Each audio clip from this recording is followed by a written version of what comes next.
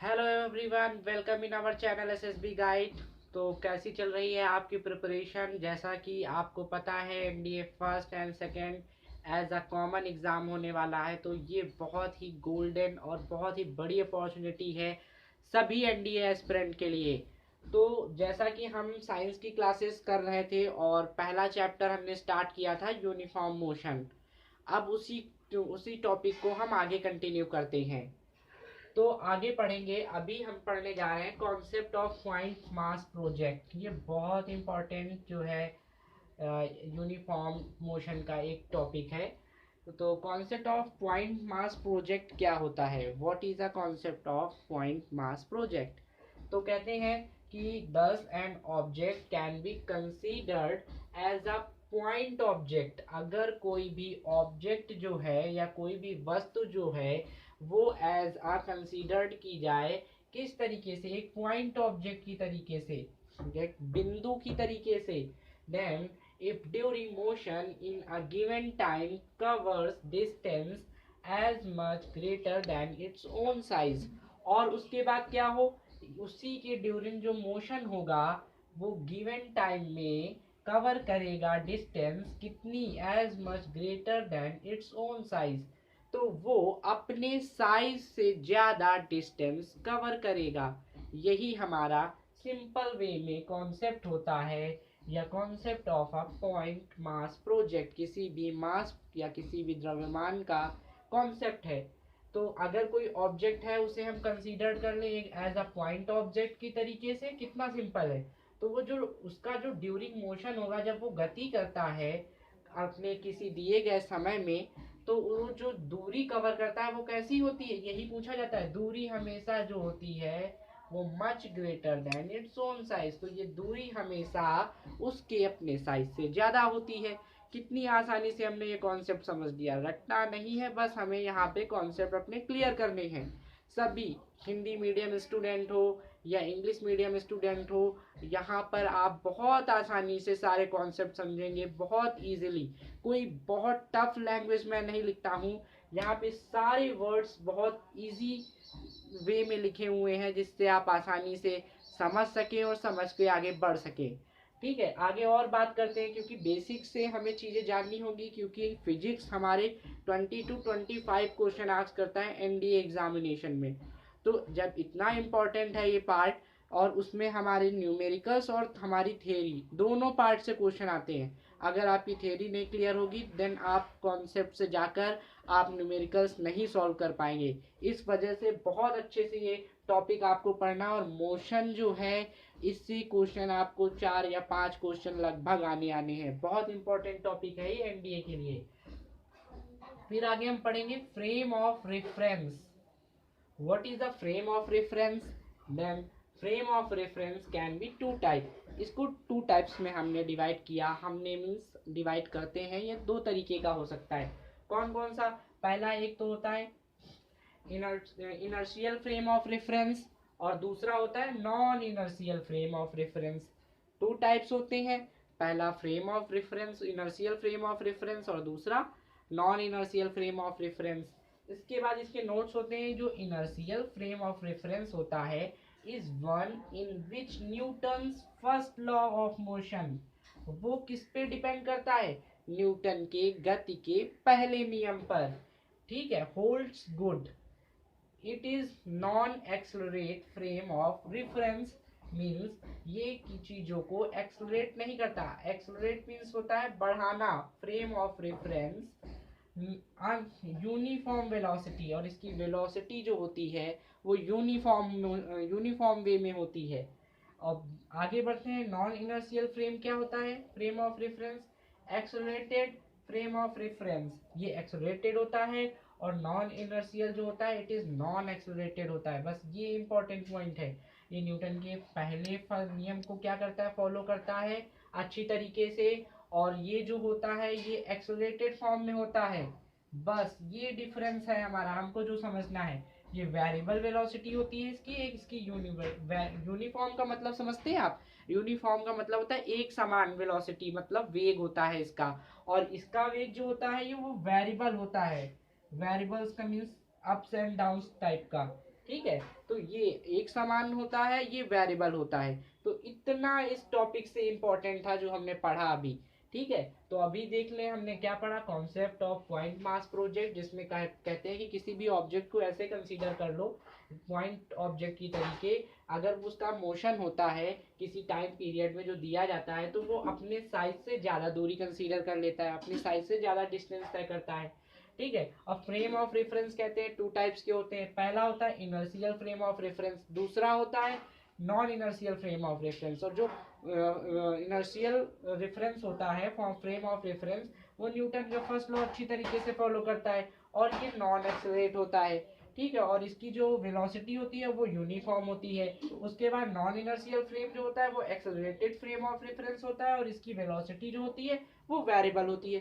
कितना इजी है, आप ऐसे ही इजीली सारे टॉपिक अभी मेरे साथ समझेंगे। अब इसको कंटिन्यू करते हैं। इन टॉपिक हैं जो एनडीए के एग्जाम में पूछे जाने हैं। तो जो बच्चे अभी भी क्लास मिस कर रहे हैं वो रेगुलर हो जाएं, हमारे वीडियोस देखें और सिर्फ बहुत आसानी से 10-15 मिनट देकर वो अपने टॉपिक्स के बेसिक के साथ सारे डाउट्स क्लियर कर लेंगे।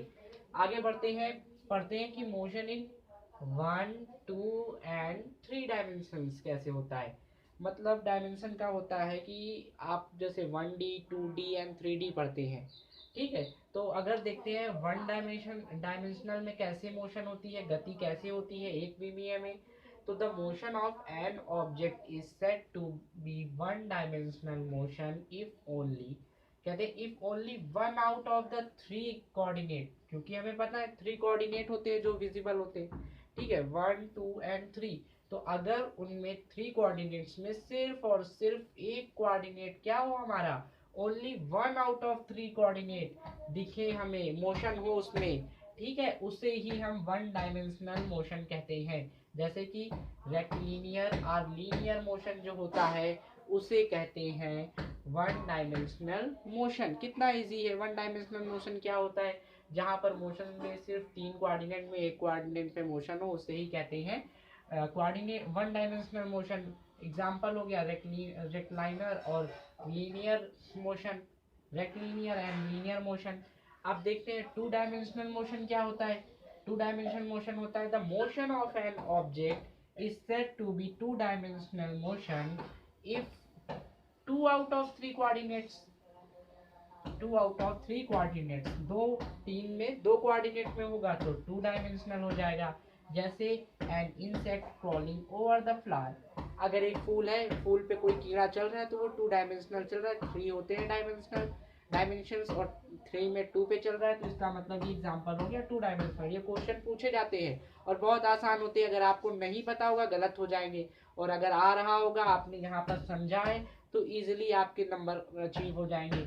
और उसके बाद अर्थ रिवॉल्विंग अराउंड द सन, जैसे कि हमारी पृथ्वी चारों ओर चक्कर लगाती है सूर्य के, तो वो भी हमारा 3 कोऑर्डिनेट्स में 2 डायमेंशनल में काम होता है। तो हमारा 2 डायमेंशनल मोशन के अंदर हमारा एग्जाम्पल आ जाता है। फिर हम आगे बढ़ते हैं, आगे कैसे जाएंगे, आगे ये है कि 3 डायमेंशनल मोशन क्या होता है। 3 डायमेंशनल मोशन ये होता है कि the motion of an object, ये तो बस ऐसे डेफिनेशन टाइप का लिख लेते हैं, वेरी इजी है, is said to be 3 dimensional if all 3 coordinate, बस ये अगर तीनों कोऑर्डिनेट में अगर कोई चीज होती है, गति होती है, उसे 3 विमीय गति कहते हैं। एग्जाम्पल क्या हो जाएगा, जैसे पतंग उड़ना, काइट फ्लाइंग। उसके बाद random motion of gas molecules, जैसे कि आप परफ्यूम लगाते हैं, परफ्यूम बाहर निकलती है तो पूरे कमरे में स्मेल फैल जाती है। तो ऐसा क्यों होता है, क्योंकि मॉलिक्यूल जो होते हैं गैस के वो एक जगह से दूसरी जगह फैल जाते हैं। तो वो चीज़ भी हमारी एग्जाम्पल जो है।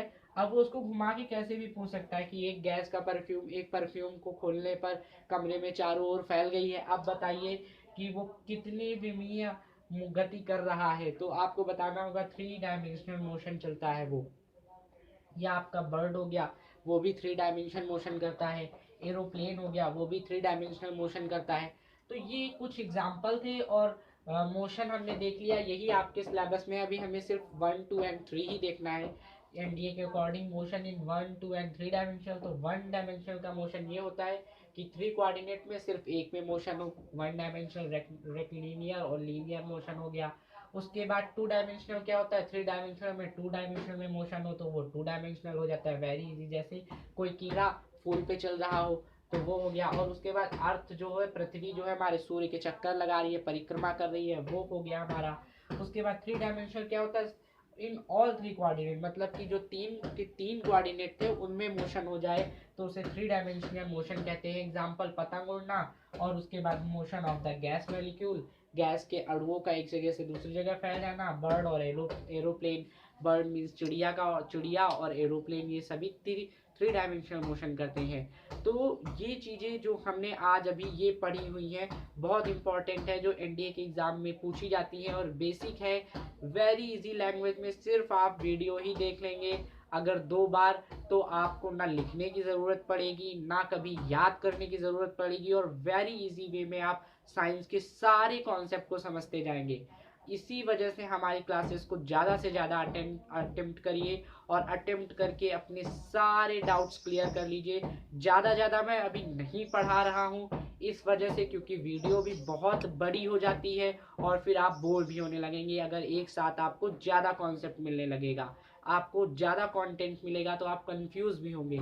तो कम पढ़िए, अच्छे से पढ़िए, और उसको कभी भी भूलने की ज़रूरत नहीं होगी, और आसानी से आप अपना पेपर क्रैक कर लेंगे।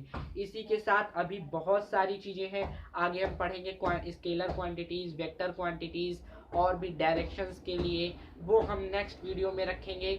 और इसके बाद हमारा वीडियो आने जा रहा है, आपको कल या कल शाम तक मिल जाएगा हमारा वीडियो, जो हमारा एसएसबी इंटरव्यू से रिलेटेड होगा। और जो सबसे हीटिंग क्वेश्चन और क्यूरियोसिटी फुल होता है स्टूडेंट का, यही रहता है कि कैसे क्रैक करें PPDT, picture preparation discussion test को कैसे राइट करें कि हम अंदर हो जाएं, स्क्रीन इन हो जाएं। और बहुत डिमांड भी है, तो ये वीडियो मैं आपके लिए कल या आज शाम तक या कल शाम तक आपको मिल जाएगा।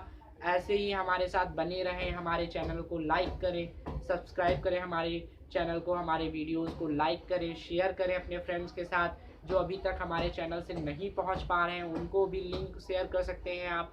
ग्रुप्स ज्वाइन करें, वहां पर आकर डिस्कशन करें, क्वेश्चन शेयर करें, और अपने एस्पिरेंट्स जो भी एनडीए के हैं उनकी हेल्प से अपनी डाउट्स भी क्लियर कर सकते हैं। और तैयारी करें, 90 डेज आपके पास हैं, बहुत ही आसानी से अगर आप प्रिपरेशन करेंगे तो एनडीए क्रैक कर ले जाएंगे। तो एक प्रॉपर स्टडी मटेरियल आपके पास है जो बहुत बेस्ट है। हमसे जुड़े रहें, और लाइक करें, सब्सक्राइब करें, कमेंट करें। Thank you. जय हिंद।